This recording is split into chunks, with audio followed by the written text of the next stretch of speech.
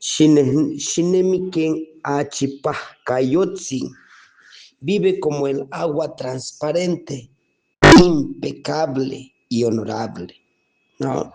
De la canasta de los relatos de la abuela Xochmalintzin, el día de hoy les traemos el relato número 10, ¿verdad? Les traigo el relato que lo vivió ella personalmente con su Ishnamik, su esposo, su reflejo, su otro yo, que es lo que quiere decir su Ishnamik, con su nieto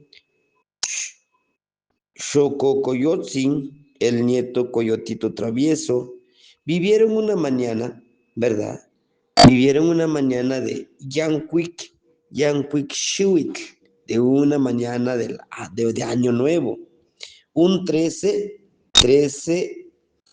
Toshli, ¿verdad? Un 13 Toshli